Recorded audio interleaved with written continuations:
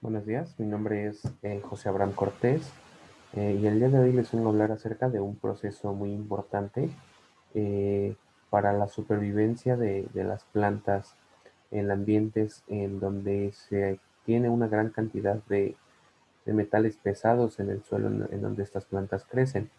A este proceso se le conoce como hiperacumulación. Y bueno, para para fines de este video, me basé en este artículo que fue publicado en el año pasado, en marzo del 2020, es decir, tiene un año de que se publicó, y sus autores es un grupo del Departamento de Biotecnología de la Universidad de Verona, en Italia, que está compuesto por la doctora Anna Manara, Elisa Fasani, Antonella Purini y Giovanni Del Corso. Este artículo tiene el título de Evolution of the Metal Hyperaccumulation and Hypertolerance Traits. Me basé en este artículo porque básicamente tiene información novedosa, digamos, pues reciente de un año para acá, en donde pues tiene toda la información acerca de este proceso de hiperacumulación. Y bueno, como ya les mencionaba, la hiperacumulación es un mecanismo que se ha propuesto para que estas plantas sean resistentes a ambientes donde hay grandes cantidades de metales pesados.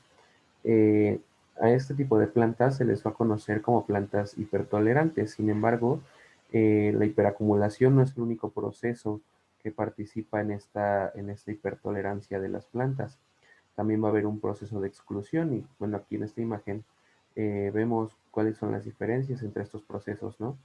En el proceso de exclusión, básicamente, son muy bajos los niveles de metales que entran a la planta, ¿no?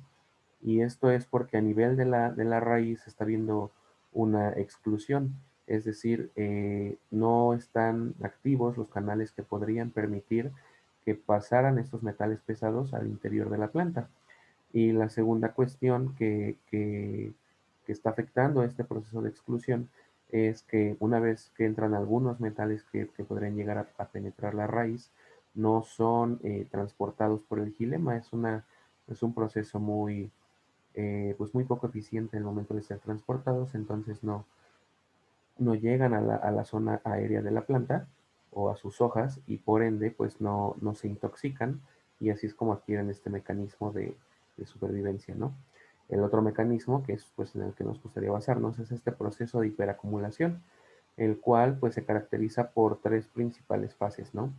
El primero de esta fase es que hay una alta absorción de estos metales pesados a nivel de la raíz y una vez que entran por la raíz son rápidamente absorbidos por el xilema, haciendo que suban muy rápido hacia las zonas aéreas, que son las hojas de esta planta, ¿no? Y una vez que están aquí en estas plantas, en estas hojas, lo que ocurre es que se produce una gran cantidad de agentes quelantes, los cuales pues son moléculas químicas que de alguna manera secuestran molecularmente a estos metales pesados, que son los puntos rojos, y, y de esta manera no se vuelve tóxico para la planta. Eh, ¿Cuándo saber, o la pregunta que en algún tiempo fue planteada es, ¿cuándo se considera que una planta es hiperacumuladora? Ya que en ambos procesos, tanto en la exclusión como en la hiperacumulación, pues está habiendo cierto nivel de absorción, ¿no? Tal vez en el de la exclusión es menos, pero pues lo sigue habiendo, ¿no? Entonces, hay una base de datos que podemos encontrar en esta liga, eh, en la que se ha propuesto para cada tipo de metal pesado, cuál es la cantidad que debe de estar acumulada en la planta, ¿no? Aquí lo vemos, por ejemplo, para el arsénico, tiene que haber más de 1000 miligramos sobre kilogramo de hoja seca para que se considere una planta acumuladora, ¿no? Vemos que para este metal se ha encontrado una familia, dos géneros y cinco especies, ¿no?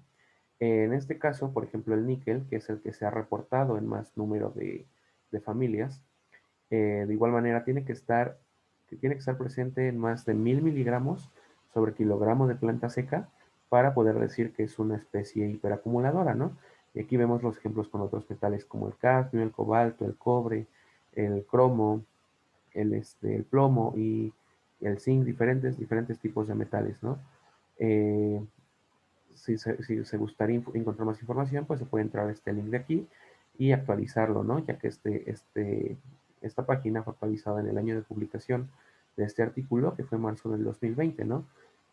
Para la fecha en la que se está grabando esta presentación, este video, es 2021, entonces pues puede que ya esté cambiando el número de familias, el número de géneros, el número de especies que se están considerando para este tipo de metales.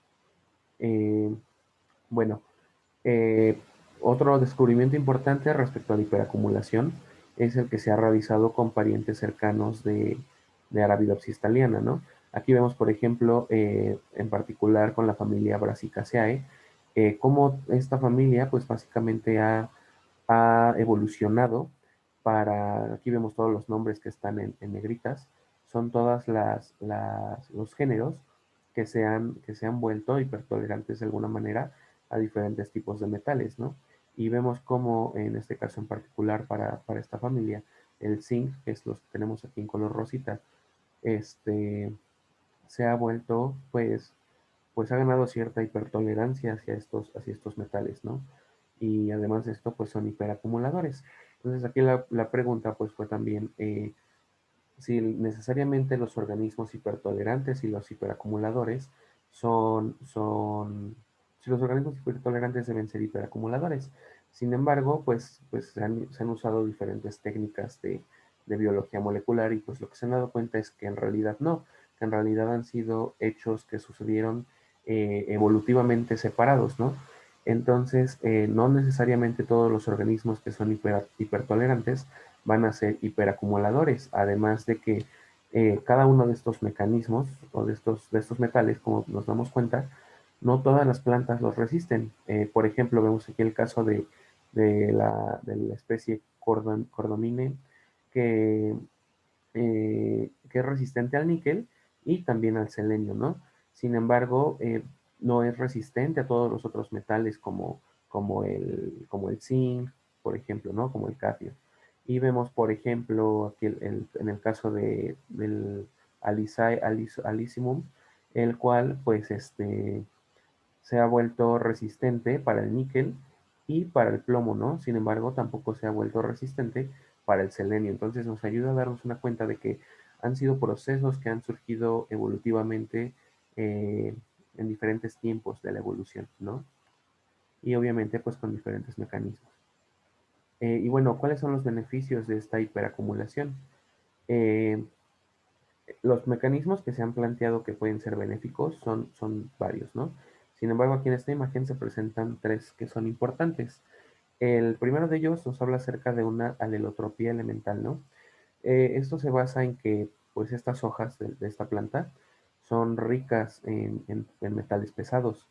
Entonces, pues, en un proceso normal por ejemplo, cuando llega el otoño, cuando esta hoja cumple su función, cae al suelo y se empieza a secar. Una vez que se seca en el suelo, comienza a liberar esta gran cantidad de metales pesados, haciendo que sea pues un medio muy enriquecido, ¿no? Un suelo muy enriquecido en estos metales pesados y de esta manera eh, pues todas las plantas que podrían crecer alrededor diferentes de esta especie pues ya no crecen, ¿no? Entonces todos los nutrientes que quedan en el suelo quedan única y exclusivamente para las plantas que sean resistentes a estos metales pesados. Entonces, eso es un gran beneficio, ¿no? El segundo beneficio es que las protege de la deshidratación. Esto se debe principalmente porque al poner o al acumular los metales pesados en las plantas, en las hojas, va a haber una retención de agua, ¿no? Entonces, en procesos en los que la planta no tiene una gran cantidad de agua desde la raíz, pues va a tener el agua que se está almacenando de alguna forma en estas hojas, ¿no? Además de que, pues lo que impide es este proceso de excreción de agua, ¿no? Entonces, pues es otro beneficio que se ha planteado. Y el tercer beneficio que se cree que tiene la hiperacumulación de estos metales pesados es proteger contra el estrés biótico. Y pues aquí tenemos, por ejemplo, ¿no? El caso en el que llega aquí un hongo que quiere empezar a crecer dentro de esta planta. Sin embargo, este hongo no es resistente a estos metales pesados.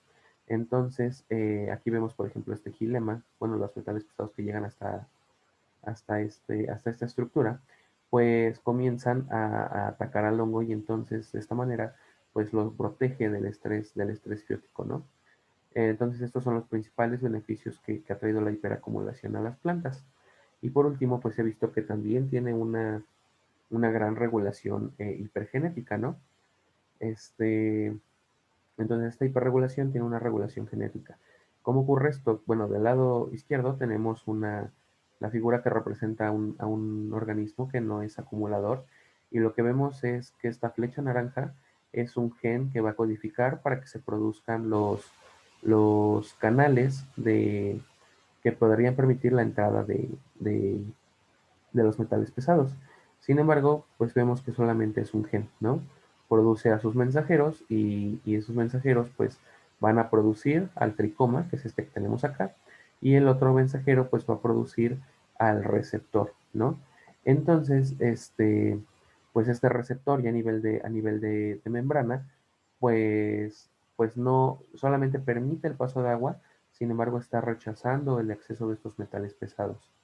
Entonces, pues tiene una regulación genética, ¿no? Se ha visto que hay diferentes familias de genes que están regulando este proceso y entonces, pues al no entrar la gran cantidad de agua, pues aquí, como vemos en estos puntos naranjas, los metales se quedan afuera, pasan muy poquitos metales y cuando llegan al gilema, pues son muy pocos los que llegan a la zona aérea de la planta, ¿no? Y acá lo vemos en las plantas hiperacumuladoras. Aquí lo que ocurre es una duplicación genética, es decir, ahora en vez de tener un gen que es marcado por la flecha naranja, ahora tenemos el mismo gen tres veces, o sea, tres flechas naranjas, ¿no? Este gen va a producir sus tres mensajeros y al mismo tiempo va a producir una gran cantidad de estos receptores, ¿no? Y estos receptores, además de que se producen en gran cantidad, se está regulando sus inicios sus factores de inicio de la transcripción. Entonces van a dar lugar a esta producción del tricoma y además a una gran cantidad de receptores a nivel de la membrana de la raíz. Entonces estos receptores permiten no solamente el paso de agua, sino también de los metales pesados que pueden estar en el subsuelo. De esta manera, aquí en estos puntos rojos, estos metales pueden pasar hacia dentro del xilema y ser de manera rápida absorbidos hasta las hojas de las plantas y acumularse en estos tricomas para también darle protección a la planta, ¿no? Entonces, y a manera de conclusión, la hiperacumulación pues ha sido un proceso muy importante para formar estas plantas hipertolerantes y les ha permitido a estos organismos vivir en suelos ricos que tienen muchos metales pesados, ¿no? Además de que en vez de ser algo tóxico para ellas, les aporta un beneficio para su supervivencia y su protección. Y bueno, se ha visto que estos mecanismos pues tienen aspectos evolutivos y genéticamente importantes, de los cuales aún tiene mucho campo de interés. Entonces me gustaría agradecerles por escuchar este video y les pedimos que le den like si les gustó, que lo compartan si creen que les sirve a algunos de sus compañeros de clase o algún profesor. Y pues muchas gracias.